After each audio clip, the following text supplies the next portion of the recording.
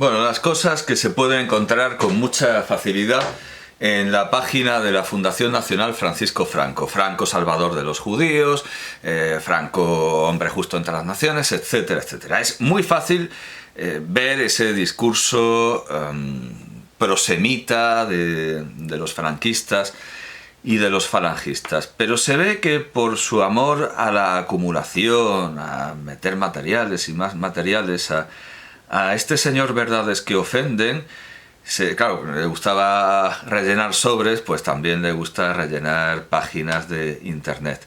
Bueno, no sé si le gustaba o no, porque he visto que le retiraron el acta por manipular sobres, pero no se presenta como un hecho probado, o sí. Revisados los sobres para el Congreso, se ha comprobado que dichos sobres incluían papeletas de Vox. O sea, sí, no tengo que ser prudente, no, es un hecho comprobado. Le gusta rellenar sobres y también le gusta rellenar páginas. Y ha metido artículos que contradicen, con distintos grados de virulencia, esa imagen prosemita de la derecha española, de Franco y de José Antonio. La falange nunca podrá ser racista y tal. Hay un artículo de Elías García de Santos titulado La falange y los judíos, que está en esta página, que dentro de que tiene un tono, sí, proderechista, y viene a decir que en la falange, pues como ha pasado siempre en España, cada uno pensaba lo que...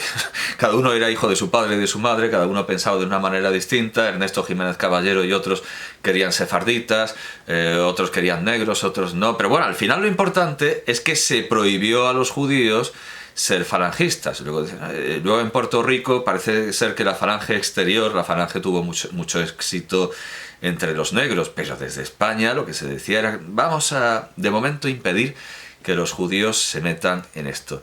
Y tiene artículos, y este es moderado, pero tiene varios artículos que hablan del señalamiento y persecución de comercios judíos por parte de los falangistas, muy similar al que están haciendo ahora los podemitas contra Mercadona, con argumentos muy similares, argumentos muy similares, y con la diferencia notable de que Podemos, bueno, creo que Gordillo sí que atracó un Mercadona, pero Gordillo es del sindicato SAT, o sea, acaba en ese magma que es ese fango donde se junta la extrema derecha y la extrema izquierda, porque se alaban los héroes de extrema derecha y de extrema izquierda, se alaban. Yo he visto, claro, es el ejemplo de Napolitano de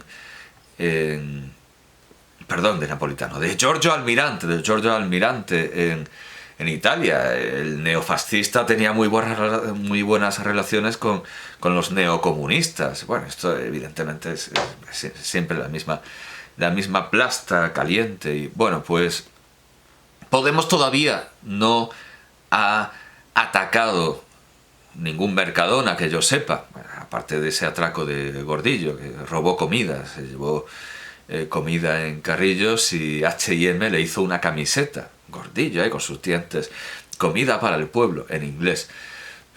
El capitalismo y el anticapitalismo extremo siempre se dan la mano. Bueno, ya lo digo, todo es la misma fosa séptica, siempre los extremos siempre caen en los mismos ridículos. Bien, pues como digo, Podemos de momento no ha hecho lo que hicieron los falangistas, que es no solo ya señalar comercios judíos y comercios, Mercadonas, y crear una campaña contra ellos, sino que es que los falangistas los atacaron en un remedo de la noche de los cristales rotos, de los nazis. Y aquí, en este artículo, que como digo es de Elías García Santos, pues aunque se empieza con estas frases de José Antonio Primo de Rivera de 1933, el imperio español jamás fue racista. Su inmensa gloria estuvo en incorporar a los españoles de todas las razas a una común empresa de salvación.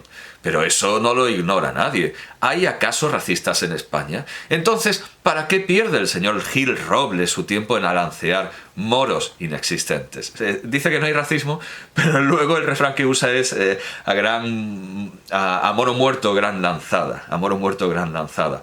Si no hay racismo, ¿por qué se alancea a los moros? Bueno, porque lo que importa es la religión.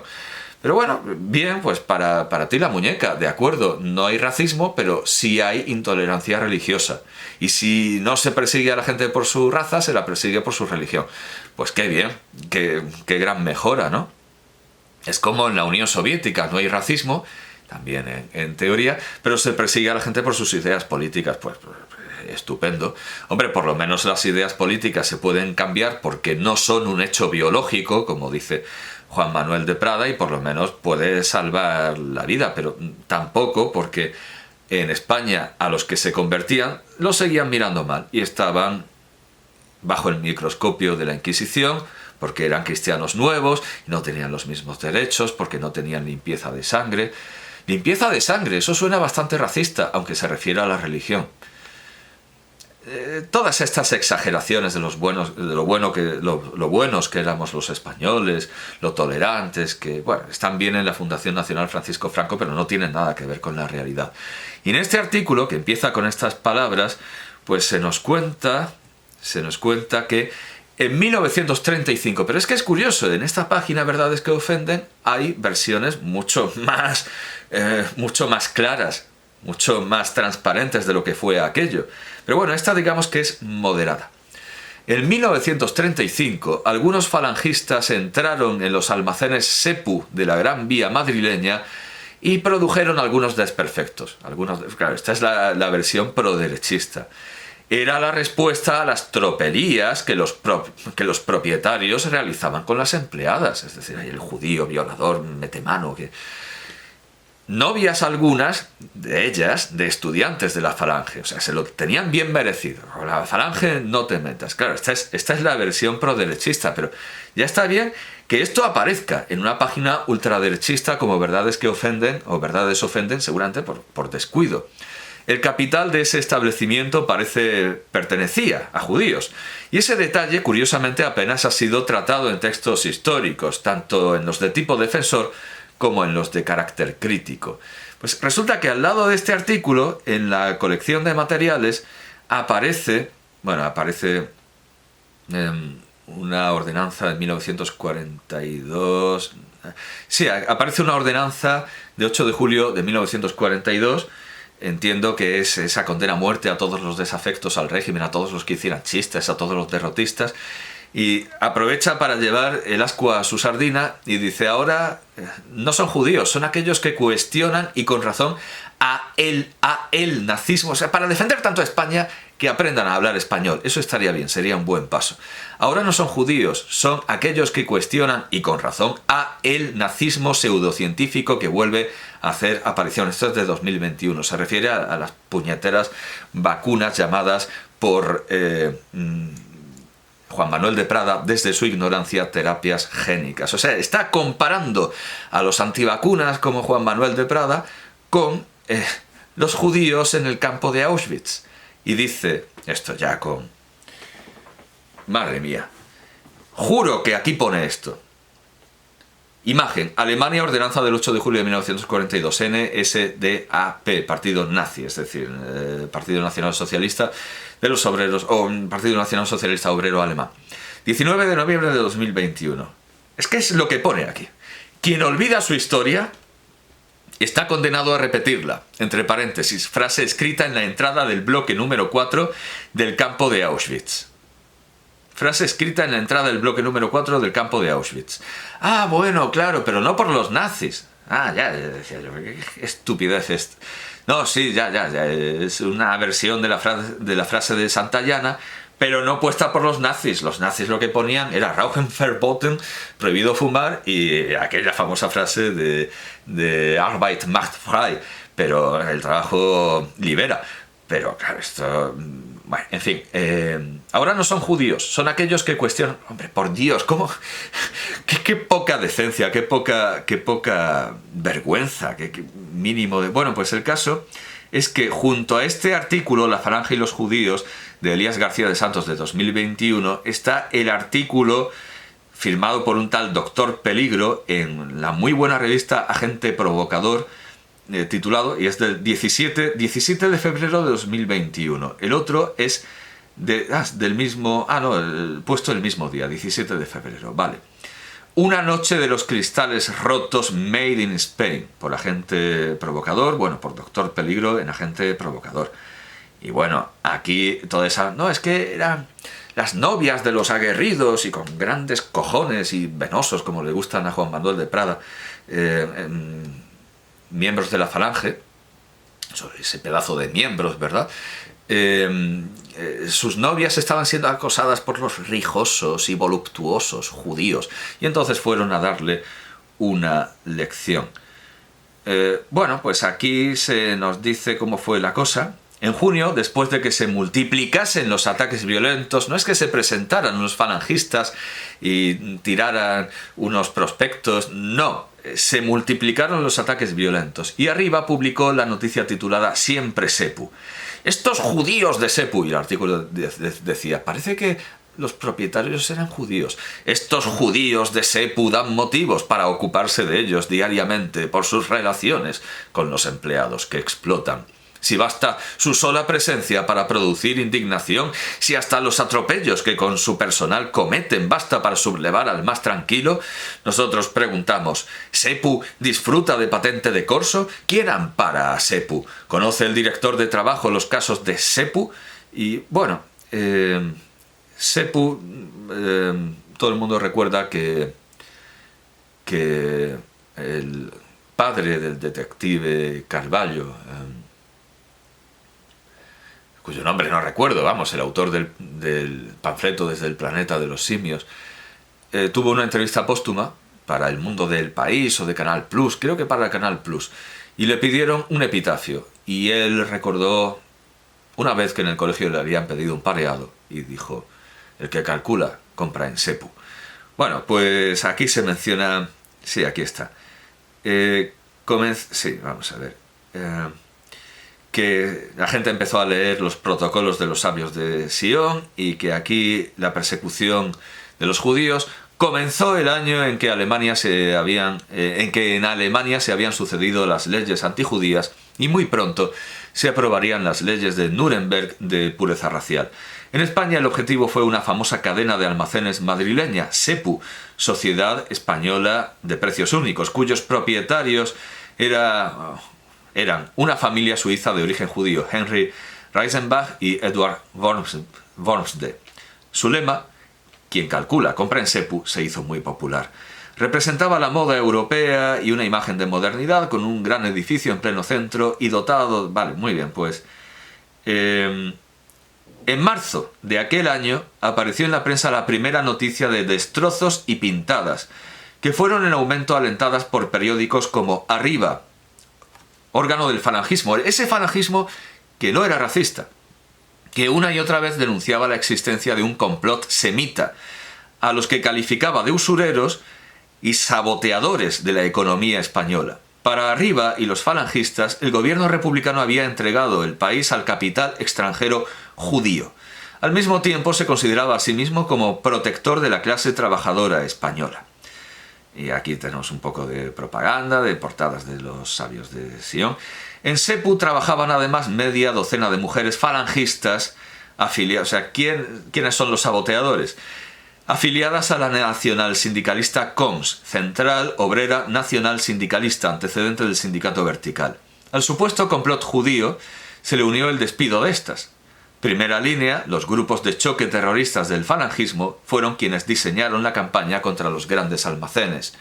Su reglamento lo dejaba bien claro. El militante tendrá siempre presente que la prisión, las heridas y aun la misma muerte son meros actos de servicio. Manejaban la pistola y el cuchillo. Esa pistola de la que habló José Antonio Primo de Rivera en el acto fundacional en el Teatro de la Comedia, que hizo que Alfonso García Valdecasas quisiera quitarse de en medio, porque habló de la dialéctica de los puños y las pistolas.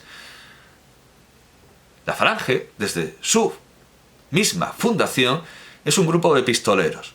Al igual que los comunistas, también usaban la violencia en todas las variantes posibles, y los anarquistas pues tienen la violencia como principio soreliano, como principio político inspirador. Pero que no vengan a decirnos los falangistas a que son unos pacifistas, y de hecho es que la falange, una de ellas, no sé si falange auténtica, refundada, lo que sea, en una campaña electoral usó Imagine de John Lennon como... No, la falange no es eso. La falange usa la pistola. Y José Antonio Primo de Rivera habló desde el principio de la dialéctica de los puños y de las pistolas. Que nadie diga no se podía saber. Vaya, atacan comercios judíos, no se podía saber. Sí, ya. El militante, son meros actos de servicio. También la dinamita, o sea, manejaban la pistola, el cuchillo, también la dinamita, aunque el antisemitismo no era compartido en todos los círculos falangistas. Ya lo digo, aquí cada uno es de su padre y de su madre. Había falangistas que querían sefarditas con camisa azul, y había otros que no querían ver judíos ni en pintura. Había falangistas que estaban entusiasmados por un imperio español multiétnico, y había falangistas que imitaban el fascismo, ni siquiera el fascismo de Mussolini, el nazismo de Hitler, que luego acaba siendo imitado por el propio fascismo de Mussolini, que al principio ridiculiza a Hitler, le parece un loco racista, y luego al final él también se hace racista. Arriba fue su gran impulsor en la España republicana. Y luego hay unas imágenes terribles de esta basura fascista con el Totenkopf al estilo de las SS, aunque el Totenkopf, por supuesto, viene del ejército prusiano. El hijo del Kaiser Guillermo pues llevaba ahí un pedazo de Totenkopf, pero todo el mundo sabe cuál es la inspiración reciente. Y luego está también la guerra hispánica. Son unas medallitas como las de la Milagrosa que dicen: con nosotros quien quiera, contra nosotros quien pueda. Eso la agarra. Y el Totenkopf, la calavera, dice: patria o muerte, primera línea. ¿A quién le suena eso de patria o muerte? Sí, señores, a los bolivarianos. Pero ya no dicen patria o muerte, ya dicen... Esos son los bolivarianos de Bolívar. Ahora los bolivarianos dicen patria, socialismo o muerte. Como si hubiera que elegir, ¿verdad? Como si realmente pudieran evitar una de estas cosas. Es como en Hora de Aventura. ¿Qué prefieres? ¿Placer, dolor o castigo estúpido? Como si se pudiera elegir realmente. Bien, pues en esta página, Verdades Ofenden, es donde voy a leer el artículo de 2015 de Juan Manuel de Prada. Bueno, no lo leeré entero por aquello de los derechos. Voy a leer un fragmento que cuente como cita. Voy a leer un fragmento del artículo de Juan Manuel de Prada, Un negro de verdad. Y empieza así. Se han recogido decenas de miles de firmas reclamando que en la cabalgata de Reyes de Madrid... Bueno, ahora que caigo, supongo que si... Es que no sé cómo va esto. Cuando se trata de una tesis plagiada por Federico Trillo, por Pedro Sánchez, al final da igual, y viene Francisco Rico a decir que Pedro Sánchez solo ha tenido un desconocimiento de la etiqueta, de la cortesía académica, ¿no? Pero yo creo que si el comentario es superior al texto, puedo leer el texto entero. Aunque, claro, tengo en mi detrimento, tengo en desventaja no ser político, que pueden hacer lo que les dé la gana, por lo que está visto. Se han recogido decenas de miles de firmas reclamando que en la cabalgata de Reyes de Madrid desfile un negro de verdad, encarnando al rey Baltasar, en lugar de un concejal embetunado. Este prurito verosimilista de los firmantes es perfidia y ganas de tocar los cojones. Esa obsesión de Juan Manuel de Prada, no piensa más que en cojones, y luego dice como una asociación mental muy rebozaditas, porque yo creo que está pensando como en criadillas rebozadas, ¿no? Cojones crujientitos, muy rebozaditas de farfolla filantrópica. Pues ya depuestos, puedo que esto sea una errata de Verdades Ofenden, no lo sé, ya depuestos a ser, entiendo que ya puestos a ser verosímiles, habría que solicitar que el hombre que encarnase al rey Baltasar no solo fuese un negro de verdad, sino también rey de verdad. Pero ¿dónde encontramos un rey negro de verdad? Ni siquiera nos habría servido Haile Selassie, emperador de Etiopía y descendiente de la reina de Saba, que, según especificaba Julio Camba, era de raza amárica. Y aquí cita a Julio Camba. Pues está estupendo hablar de raza citando cosas de los años 30, donde eran racistas hasta los antirracistas. Una raza, dice Julio Camba, que a lo largo de los siglos ha ido tostándose poco a poco en el horno etíope. Bueno, bien, vamos a ver. Juan Manuel de Prada. Si hay gente que quiere que en la cabalgata salga un negro de verdad, es porque en Madrid no faltan los negros de verdad. Y tiene sentido que un actor se pinte la cara, o un concejal se pinte la cara cuando no hay negros. Pero cuando hay negros, se le está dando el mensaje a los negros de que vosotros sois como las mujeres en la antigua Grecia. No pintáis para nada. Las mujeres en la antigua Grecia no cuentan ni para lo que cuentan las mujeres en las sociedades más machistas imaginables. Ni para eso. Bueno, pues vosotros, los negros, hasta tal punto no tenéis ni voz ni voto, ni pincháis ni cortáis, que no nos valéis ni siquiera para ser negros. Vosotros los negros no nos valéis ni como negros. Ese es el mensaje que se está dando al poner a un concejal con la cara embetunada en lugar de un negro real. No es más que eso, o sea, no es un prurito de verosimilitud. De hecho, hay mucha gente que se ofende porque en la serie La corona vacía, la corona hueca de la BBC salga una negra interpretando a una reina francesa.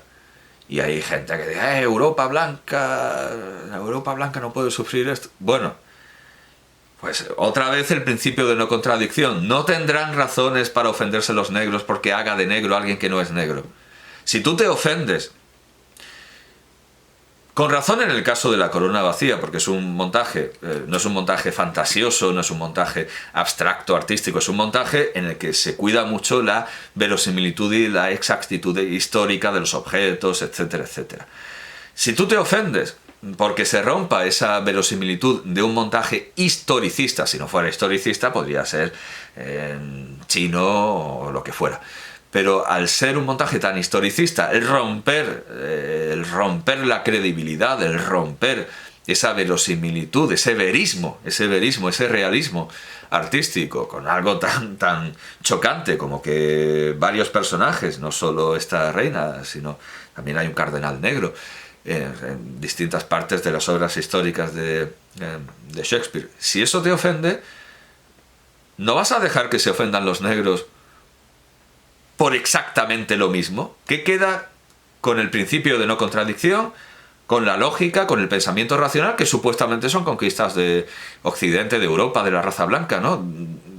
¿Dónde queda todo aquello de la lógica?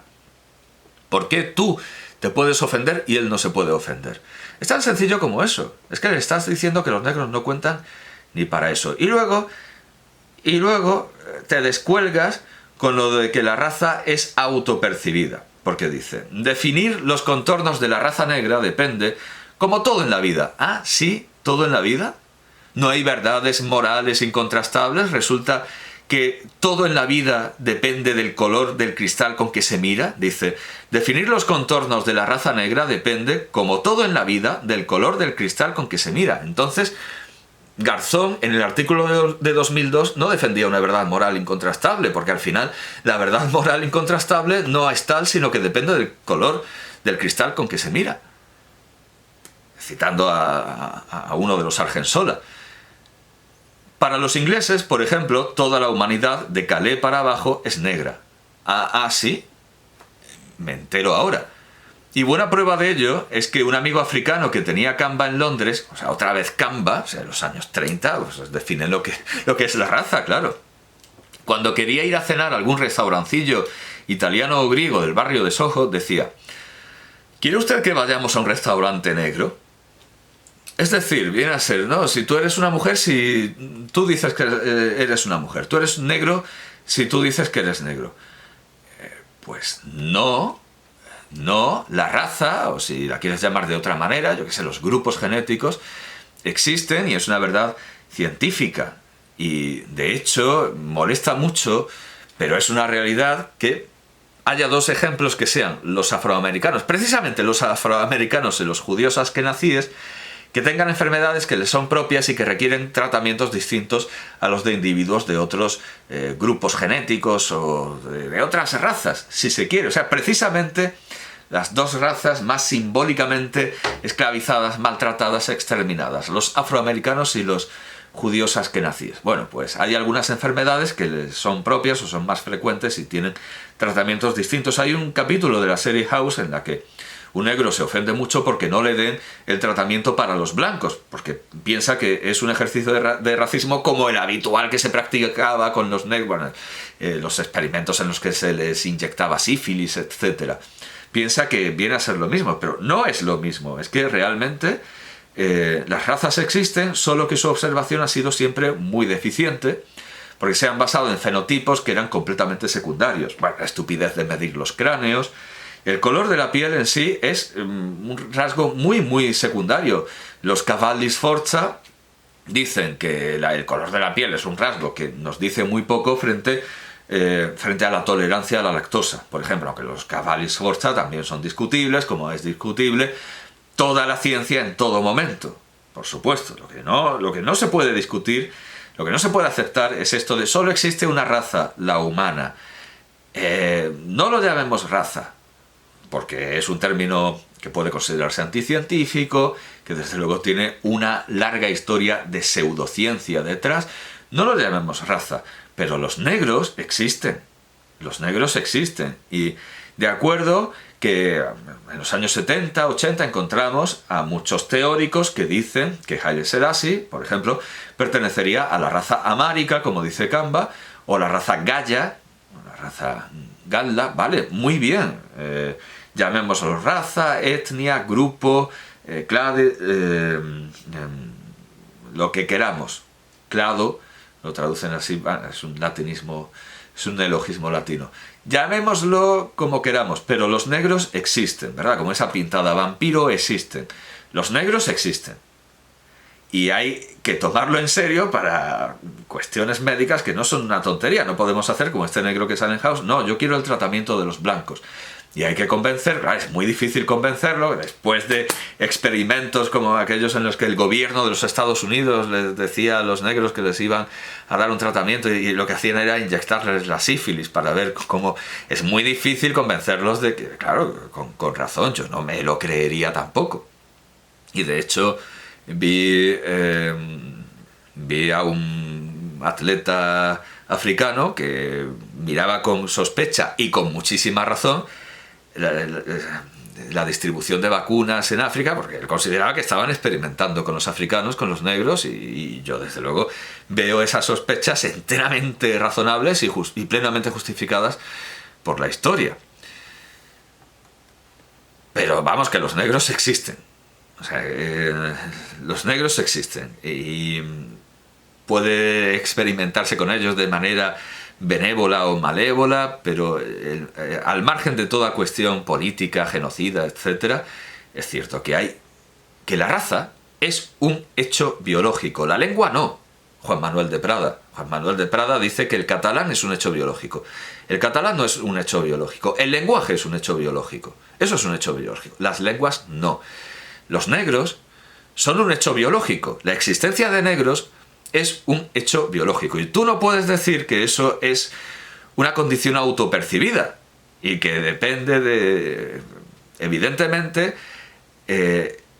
una inspección ocular es insuficiente y una medición craneana también es insuficiente. Los medios con los que se ha querido hacer una pretendida ciencia de la raza eran plenamente anticientíficos. Y el que yo tenga un amigo que durante 3 años pensé que era hawaiano, pero luego resulta que era hijo de negro y de blanca, ese hecho, esa confusión mía, no quita que él tenga una raza, o dos, o varias, o lo que sea. Es decir, la genética es un hecho biológico, eso existe. La genética existe y hace que un feto sea un ser humano desde la concepción. No es un grumo, no, es genéticamente, biológicamente humano. Es material genético humano. Es un ser vivo y es un ser humano. E igualmente la genética hace que, por más que se mezclen, claro, alguien dirá, en una sociedad mixta las razas no existen. Hombre, sigue existiendo la genética, solo que mucho más compleja, mucho más complicada. Y naturalmente hay razas más mezcladas que otras. Bueno, de hecho, a eso viene esto de no considerar a Haile Selassie negro, porque es de raza amárica. La raza amárica se considera mixta con la semítica, porque tiene una nariz de judío, pero también eso de... ¿Cómo reconoces a un judío? Por la nariz grande.